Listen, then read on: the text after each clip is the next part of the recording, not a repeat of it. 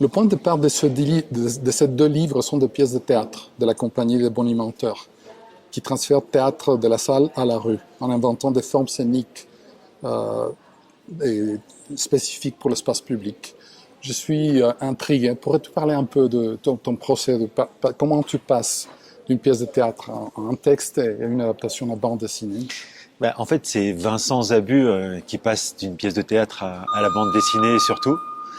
En fait, Vincent Zabu, lui, il a une compagnie de théâtre, la compagnie des Bonimenteurs. Et par exemple, pour Les Ombres, il l'a fait en pièce de théâtre d'abord. Et ensuite, il a édité un texte de théâtre. C'est ce texte-là qu'il m'a envoyé à moi. On ne se connaissait pas à l'époque. Il m'a envoyé ce texte en espérant que je puisse l'adapter avec lui en bande dessinée.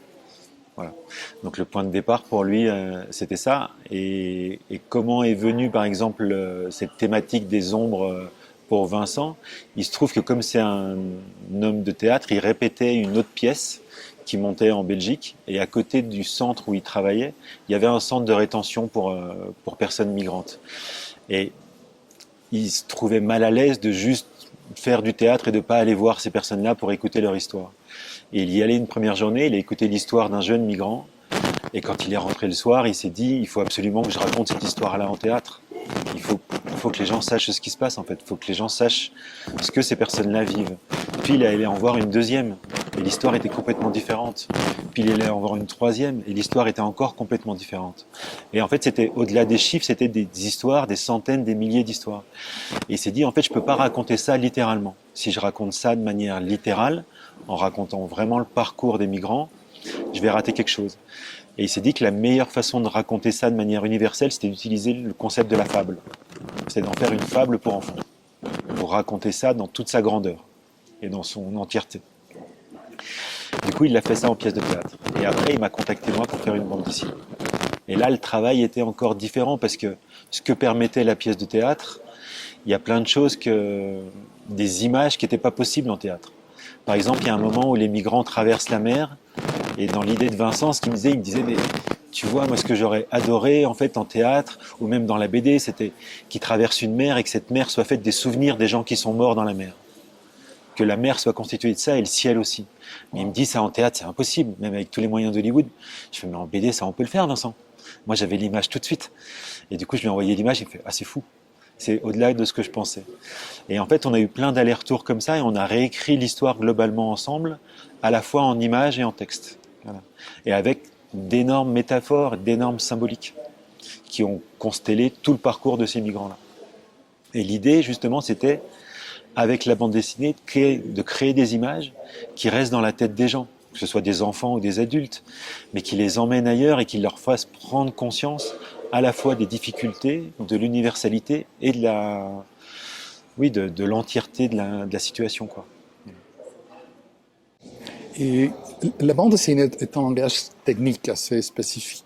Comment as-tu choisi Parce que Incroyable et Les Ombres sont des langages différents. Et Les Ombres, particulièrement, à mon avis, c'était un défi pour créer ces atmosphères de ceux qui ne sont plus là, qui revient et qui parle, qui s'intègre dans l'espace. Comment as-tu choisi la technique?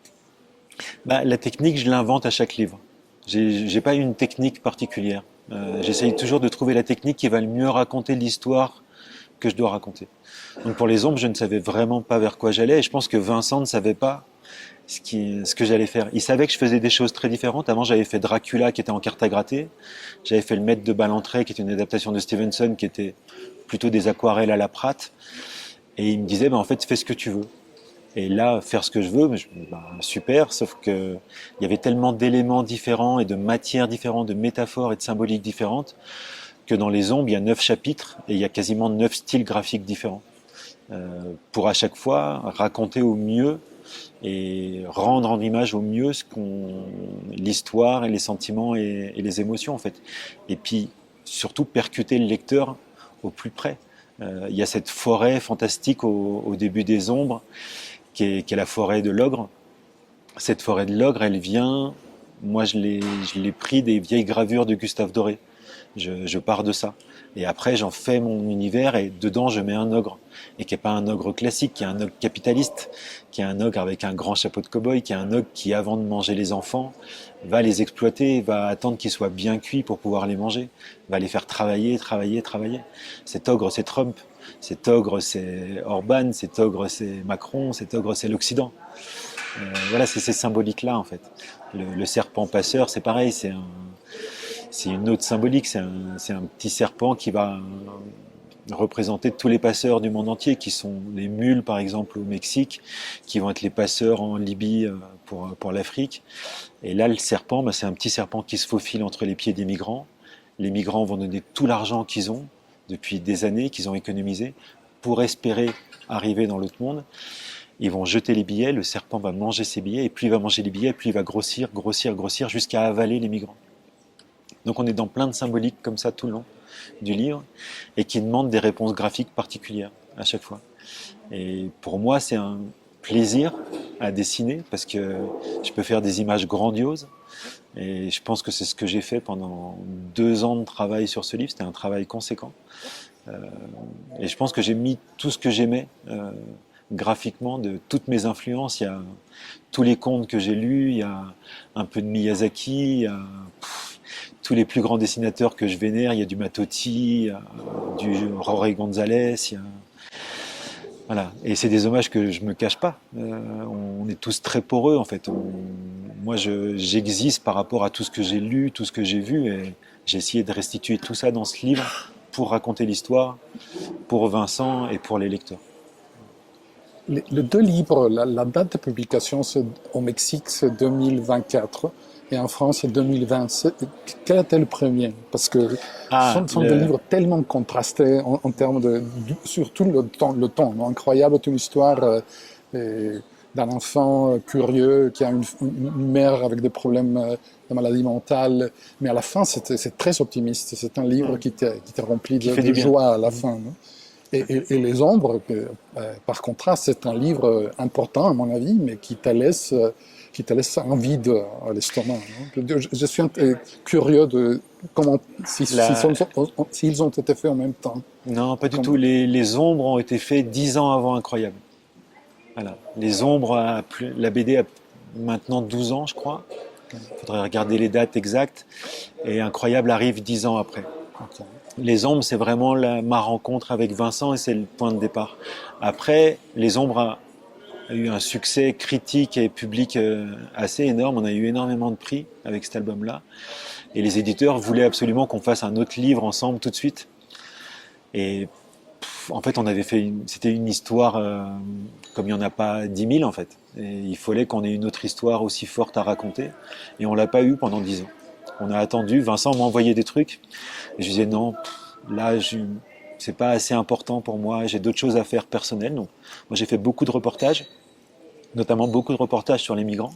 Moi, j'étais très investi, j'ai embarqué avec SOS Méditerranée sur l'Ocean Viking, qui est le bateau qui va sauver les migrants en Méditerranée. Et j'ai raconté ça dans une BD qui est sortie il y a 1 an et demi, qui s'appelle Le Murmure de la mer. Donc voilà, moi j'ai donné beaucoup de mon temps aussi pour des causes comme ça, pour aller au plus près du réel. Et Vincent, un jour, est revenu avec cette autre histoire qui était incroyable et qui était un truc tout simple, qui était loin des ombres. On n'était pas dans une problématique mondiale, mais en même temps, si, parce qu'on parlait d'enfance et on parlait de comment on s'en sort dans ce monde-là, avec tous les problèmes qui sont autour de nous, aussi les problèmes personnels qu'on peut ressentir. Cet enfant, Jean-Loup, il a des tocs.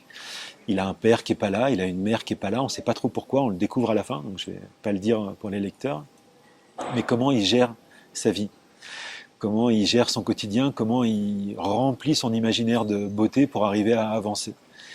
Et en fait, c'est une problématique qui est mondiale. C'est une problématique qui concerne tous les enfants. Et là, on avait un autre livre qui était important aussi, pas de la même manière que Les Ombres, mais c'était aussi un pas de côté pour réfléchir différemment. Et c'est un bouquin qu'on a sorti juste pendant le Covid.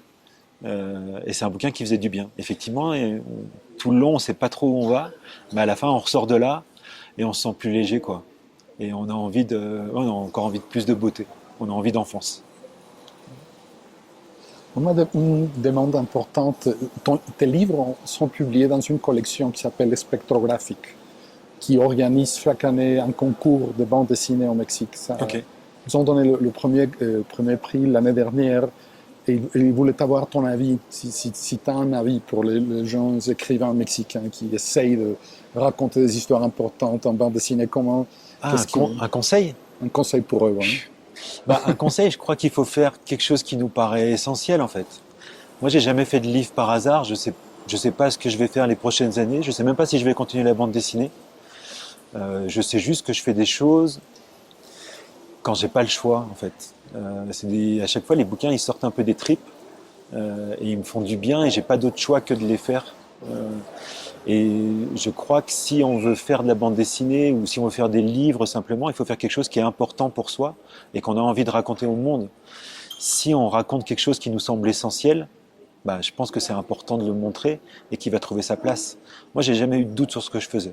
Les ombres, par exemple, avec Vincent, quand il m'a amené l'histoire, on a commencé à dessiner et moi je me suis dit, on avait chacun déjà plein de BD derrière nous, ce bouquin il n'y a pas de problème, on va le faire, les éditeurs vont signer tout de suite. Et ben, on a eu 40 refus de tous les éditeurs français, où les gens disaient, clairement c'est un chef-d'œuvre, mais l'histoire est compliquée quand même, ça parle de migration, c'est politique.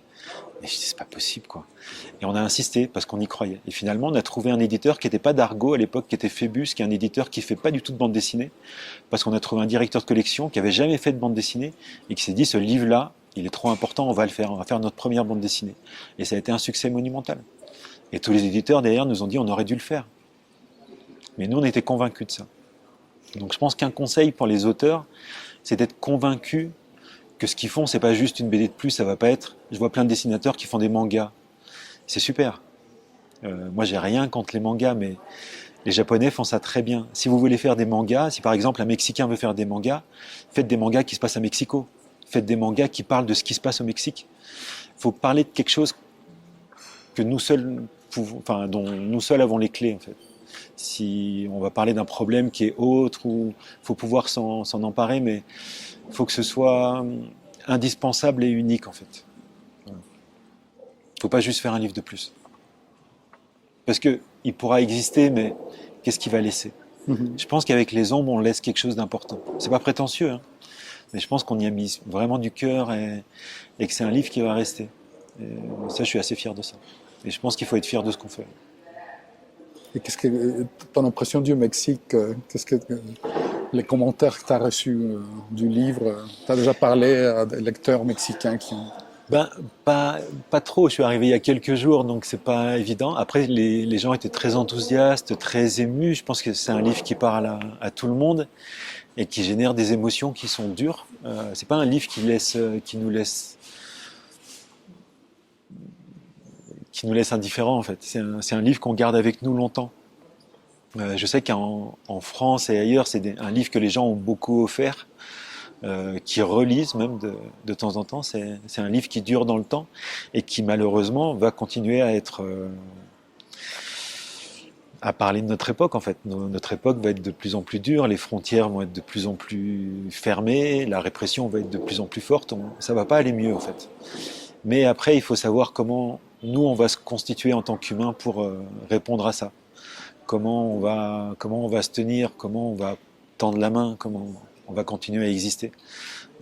Donc je pense que j'ai pas eu beaucoup le temps d'en parler avec des gens ici, mais je sais que les problématiques de migration au Mexique, elles sont importantes et que la répression est de plus en plus forte, de plus en plus dure et de plus en plus inhumaine.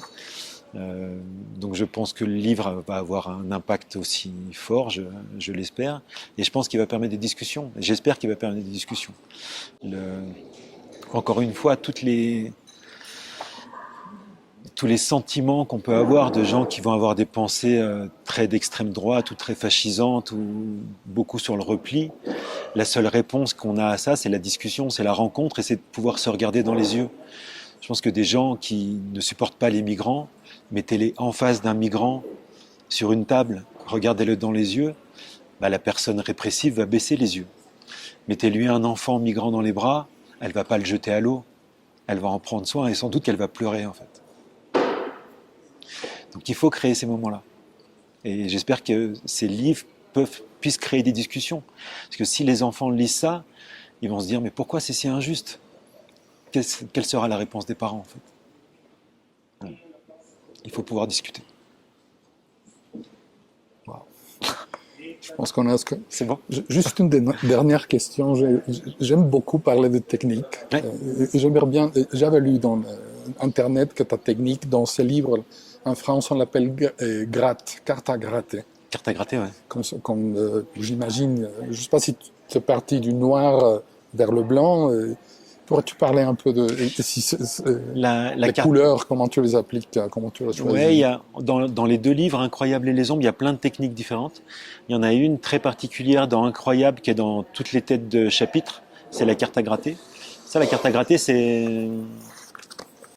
Il y a la technique de la carte à gratter qui est en début de chapitre, c'est ça. Voilà. Ça, c'est de la carte à gratter. Et la carte à gratter, c'est vraiment la technique que moi j'ai utilisée dans mes premiers livres sur Dracula, notamment. Je vais essayer d'en trouver une autre. C'est très télévisuel ce que je fais. Voilà. Ça, c'est de la carte à gratter. En fait, la carte à gratter, c'est un carton blanc. Dessus, on met de l'encre noire. Et après, on vient gratter le noir pour faire apparaître le blanc. Donc on fait juste apparaître la lumière. Mais c'est un peu comme la linogravure au Mexique. Moi j'étais à Oaxaca et au musée d'art moderne, il y en a plein. Les Mexicains sont hyper forts. Et j'étais là, waouh, ça fait du bien de voir de la gravure d'aussi bonne qualité. Tu connais José Guadalupe Posadas, un graveur mexicain fameux de l'époque de Diego Rivera. Je vais te le montrer. Ah, mais je suis hyper curieux de découvrir plein de graveurs et dessinateurs mexicains, puisque du coup j'en prends plein les yeux depuis que je suis au Mexique. Vraiment, ça fait du bien. Et du coup, ça c'est une technique. Après, l'autre technique, le reste, c'est très simple. Là, c'est juste de l'encre avec des points de couleur. Et là, moi, j'essayais vraiment d'être très simple. Jean-Loup, le personnage principal, on le reconnaît parce qu'il a ses petits cheveux blonds et son écharpe rouge tout le long, qui fait le fil rouge de l'image, en fait, qui fait le fil rouge du livre. Sur les ombres, là, on est sur d'autres techniques, mais c'est pareil. Là, le point de départ, c'est un travail à l'encre. Par-dessus, je mets de l'aquarelle pour la couleur. Et dessus, je vais rajouter une poudre de pastel que je viens frotter pour ramener une douceur et ramener des nuances de violet, de bleu, et créer une vibration qui est assez douce. En fait, comme le propos du livre est très dur, il fallait ramener quelque chose de doux tout le temps. Et la taille des originaux? La taille des originaux et la taille des planches. C'est pas très grand. C'est vraiment... ouais, c'est assez petit. Donc ce dessin-là fait cette taille-là. Voilà. Et ce dessin-là, par exemple, je sais que je vais créer une ville qui va être une ville-monde, qui va avoir des influences arabes, occidentales, mexicaines. Enfin, il y a plein de trucs mélangés dedans. Ça, c'est un moment exceptionnel en termes d'esthétique dans le livre. Tout est noir. Quand ils arrivent dans la ville, pouf. Oui, c'est ça. En fait, il faut des explosions visuelles. Moi, je sais que ça, je l'ai compris en lisant Tintin. Enfin, Tintin, c'est toujours une base pour tout. Et Tintin, c'est des gaufriers. Il y a 9 cases par page. Et il y a juste, je crois que c'est dans Tintin et les Picaros, où ils se font courser par un éléphant. Et là, c'est la première fois où il y a une pleine page, où tu as Tintin en petit et un éléphant derrière. Mais en fait, comme tu as des petites cases tout le long, pour la première fois, tu as une grande page, et tu as l'impression que l'éléphant, il est énorme. Et en fait, c'est ça. Là, quand ils arrivent dans la ville, il faut une pleine page. Il y a un autre moment important dont je parlais, c'est celui où ils traversent la mer. Voilà. Là, je fais cette double page-là. Et cette double page-là, j'avais fini la bande dessinée. Je l'ai dessinée en disant à Vincent, il manque une double page où vraiment, il faut qu'on comprenne l'impact des morts et des images des morts sur la mer. Et j'ai envoyé cette page-là à l'éditeur. Je dis, ça vous dérange pas si on rajoute 2 pages? Ils me font, non, c'est bon. Voilà. Mais parce qu'on passait de ces images-là. C'est le cimetière, non? La Méditerranée, c'est le cimetière de la migration africaine vers l'Europe, non? C'est le cimetière. Et ce que je dis, en plus, moi, je sais que dans mes reportages, j'avais eu cette image-là où je disais que c'était pas un cimetière, justement, c'est une fosse commune, parce que un cimetière, il y a des tombes et il y a des noms. Là, dans la Méditerranée, il n'y a pas de tombe, il n'y a pas de nom, en fait. Donc c'est juste une fosse commune. Les gens ne peuvent pas se recueillir. Et nous, justement, cette image qu'on avait, c'est d'avoir ces histoires qui flottent. Voilà.